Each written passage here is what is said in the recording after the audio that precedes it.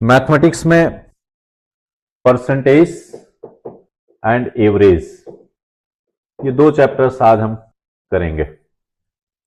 Simple से questions हैं, ये यहां पर कोई ज्यादा इतना टिपिकल पार्ट नहीं है, और जिस एग्जामिनेशन के पॉइंट ऑफ व्यू से चल रहे हैं तो आपको इतना ज्यादा इसमें करने की भी जरूरत नहीं है। तो एवरेज के लिए क्या होगा, sum of all events divide by number of events, या फिर ऑब्जर्वेशंस कह सकते हैं। Sum of all events oblique observation divide by number of observations. For example ये क्वेश्चन दे दिया जाए 18, 19, 15, 20 एंड x का एवरेज 18 है, तो x की वैल्यू क्या होगी। तो अब ऐसी कंडीशन में एवरेज की वैल्यू कितना दिया गया है, 18। ऑब्जर्वेशंस क्या है, 1, 2, 3, 4, 5। नंबर ऑफ ऑब्जर्वेशन कितनी है, 5। सम ऑफ ऑब्जर्वेशंस क्या होगा, 18 plus 19 plus 15 plus 20 plus x। अब इसको यदि ऐड करेंगे तो कितना हो जाएगा, ये 35 हो गया, 9, 8, 17, 37 यहां पर हो गया, 37 और 35 कितना हो गया, 37 और 35, 7, 5, 12, 72 प्लस x। तो ये हो गया average equal to 72 plus x divide by 5, और एवरेज की वैल्यू कितनी है, 18 equal to 72 plus x by 5। ये इससे मल्टीप्लाई करेंगे 90 इक्वल टू 72 प्लस x, तो x की वैल्यू भी कितनी आ गई, 18। ये सिंपल से क्वेश्चंस हैं। अब इसमें कुछ एक क्वेश्चंस जो है टिपिकल भी किए जा सकते हैं। टिपिकल क्वेश्चंस में क्या है कि जैसे कि कैलकुलेशन थोड़ा सा अलग, हम एक दो क्वेश्चंस ले लेते हैं यहां पर। जैसे कि ये कह दिया जाए average of x numbers is 10 if all observation increase by 2, then find average। ये कह दिया गया यह x संख्याओं का औसत 10 है। यदि सभी संख्या को सभी संख्या में 2 ऐड कर दिया जाए, मतलब 2 बढ़ा दिया जाए, 2 जोड़ दिया जाए, तो औसत क्या होगा। ऐसे कंडीशन में आप सिंपल सा जानते रहे कि जो सभी नंबर के साथ किया जाएगा वही एवरेज के साथ हो जाएगा। यहां पर यह कहा कि 10 संख्याओं का औसत, x संख्याओं का औसत 10 है, सभी संख्या में 2 ऐड कर दें तो औसत क्या होगा, 12 हो जाएगा। यदि सभी संख्या में 2 माइनस कर दें तो औसत क्या होगा, 2 कम कर दिया जाएगा। मतलब कुल मिलाकर के वही होगा जो एवरेज के साथ आप ईच ऑब्जर्वेशन के साथ करेंगे, वही जो है इसमें भी होगा। तो इस तरह के भी क्वेश्चंस हो सकते हैं। यहां पर यदि इंक्रीज करेंगे तो हम यहां पर इंक्रीज कर देंगे, यदि यहां पर डिक्रीज कहेगा तो यहां पर हम डिक्रीज कर देंगे। जो यदि यहीं पर हमने कह दिया होता ईच ऑब्जर्वेशन डिक्रीज बाई 2, तब फिर आपका आंसर क्या हो जाता, 10 माइनस 2 इक्वल टू 8, तब उस समय आंसर 8 हो जाता। जब इंक्रीज कर रहे हैं तब आंसर क्या होगा, 10 प्लस 2 इक्वल टू 12। सिंपल सा। कुछ क्वेश्चंस और भी इसी तरह से, एक परिवार के 10 सदस्यों की औसत आयु, सिंपल सा ले लूं, एक परिवार के 10 सदस्यों की औसत आयु,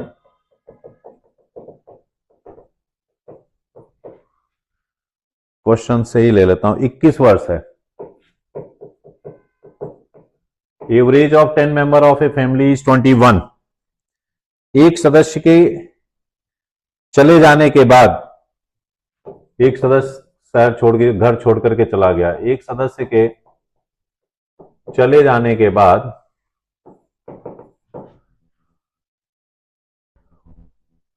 औसत आयु में 2 महीने की कमी हो गई। अब देखिए यहां पर मंथ की बात कर रहे हैं, औसत आयु में 2 महीने की कमी हो गई,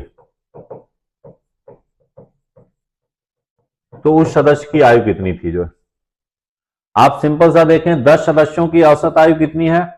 21 वर्ष। तो इसके मतलब 10 सदस्यों की कुल आयु कितनी हो जाएगी? 210 वर्ष। अब कह रहे हैं कि जब एक सदस्य चला गया, मतलब 9 सदस्य बचे, 9 सदस्यों की औसत आयु कितनी हो गई? कह रहे हैं 2 महीने कम हो गया। 2 महीने कम हो गया तो मतलब कितना हो गया? 20 वर्ष और 8 महीने। तो इनकी टोटल एज कितनी हो जाएगी? 180 तो ये हो गया, और 8 को 9 से मल्टीप्लाई करेंगे तो 72, 72 मंथ। ये 72 मंथ को 12 से तो 6, मतलब 6 वर्ष और, तो मतलब टोटल कितना हो गया? 186 वर्ष।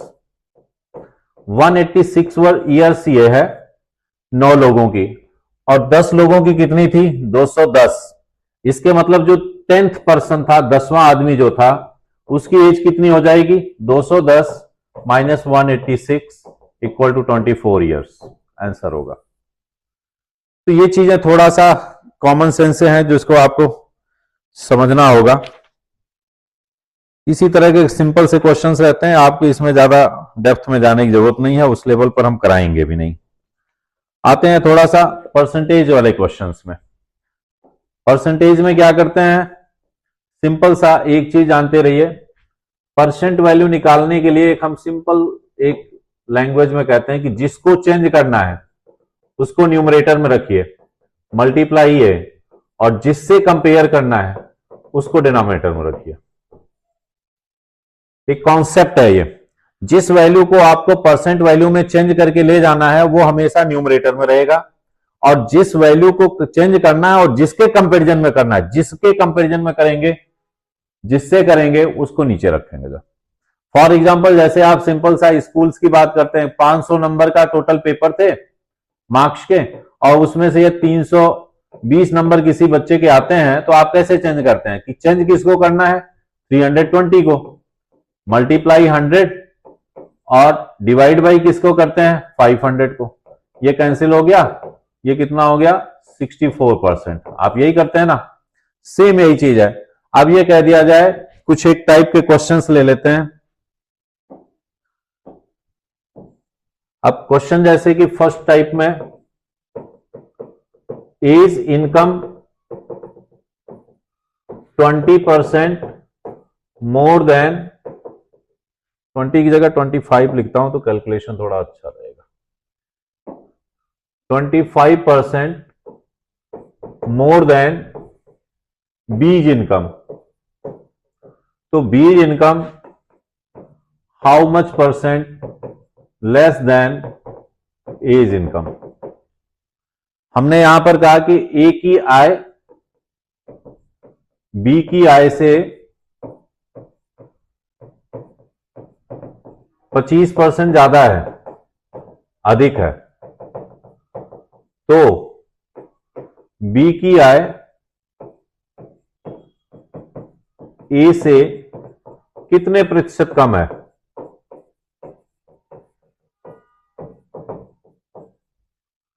सिंपल सा, हमने कहा एक A's income 25% more than B's income, तो B's income how much percent less than A's income.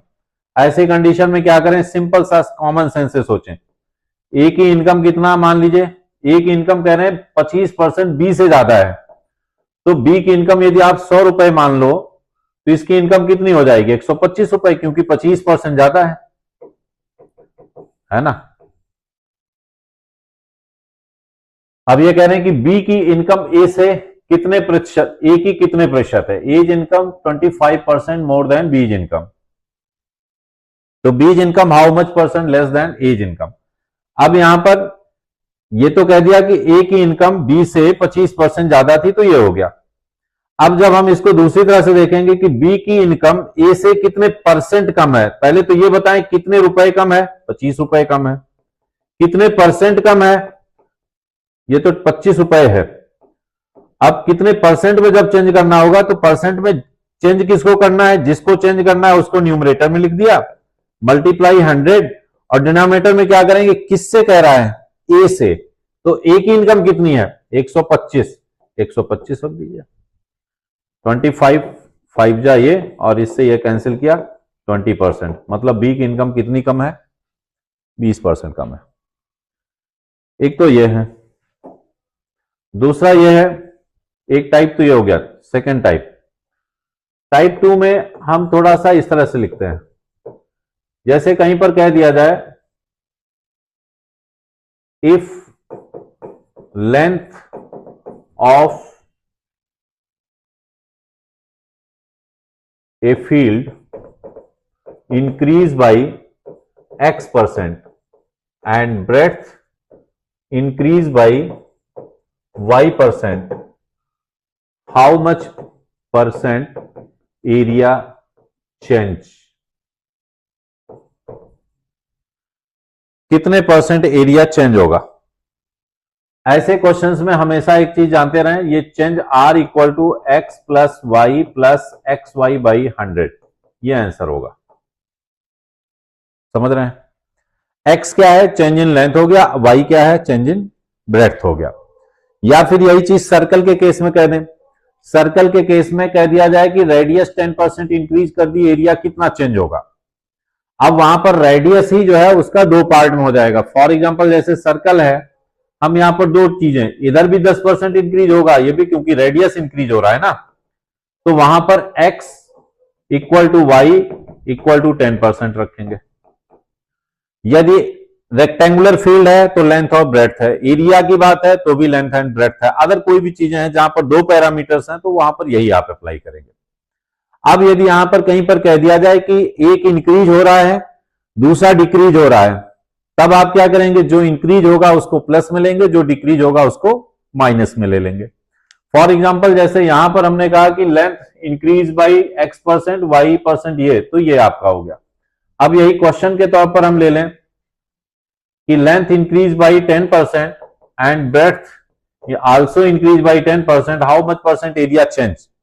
तब ऐसी कंडीशन में क्या हो जाएगा, change equal to 10 plus 10 plus 10 into 10 divide by 100, तो ये हो गया 20 और ये हो गया 100 बाई 101 इक्वल टू 21% आंसर होगा। यदि यही कह दिया जाता कि length increase by 10% and breadth decrease by 5%, इसी को टाइप भी चेंज किया जा सकता है, वैसे भी हम कह ले सकते हैं। If length increase by 10% and breadth decrease by 5%, how much percent area change. अब ऐसी कंडीशन में क्या होगा, ये इंक्रीज है तो इसको प्लस में ले लेंगे और ये डिक्रीज है तो इसको माइनस में ले लेंगे। अब फार्मूला आपके पास सही है, 10 minus 5 plus 10 multiply minus 5 divide by 100। यहां पर ये माइनस करेंगे 5 हो गया, ये हो गया माइनस 50 अपॉन 100 मतलब 0.5, दैट मीन्स 4.5। प्लस में आ रहा है ना, तो मतलब अभी भी ये क्या होगा, इंक्रीज होगा, 4.5% एरिया क्या हो जाएगा, वो इंक्रीज हो जाएगा। इसी तरह से और भी हम आ सकते हैं। यदि ये कह दिया जाए कि if length decrease by 10% and breadth also decrease by 10%, how much percent area change. अब ऐसी कंडीशन में क्या करेंगे, r इक्वल टू दोनों डिक्रीज है, -10 प्लस -10 मल्टीप्लाई -10 डिवाइड बाई 100, दोनों वैल्यू फिर उस समय हम क्या करेंगे, माइनस में लेकर के चलेंगे। अब यहां पर क्या हो गया, -20 प्लस ये माइनस माइनस प्लस हो गया, इसलिए 100 बाई 100 और इससे ये कैंसिल हो गया 1, यहां ये प्लस में है ये उसमें माइनस में है, तो ये -19%, मतलब 19% वो डिक्रीज होगा। अक्सर जो है कंफ्यूजन यही हो जाता है कि 10% ये डिक्रीज हुआ, 10% वो डिक्रीज हुआ, तो ऑप्शन तो 20 से ज्यादा ही होना चाहिए। ऐसा नहीं होता है, आप उसके प्रोसीजर पर जा सकते हैं इस तरह से। एक और भी टाइप, 3-4 टाइप के तो आपके यहां से क्वेश्चंस बन जाते हैं। एक शुरुआत में मैंने आपको एज इनकम, बीज इनकम का लिया। एक और भी क्वेश्चन लेता हूं, इफ नहीं, a student got 26% marks and fail by 24 marks. Another student got 42% marks and passed by 16 marks. Find total marks of the exam, passing marks of the exam.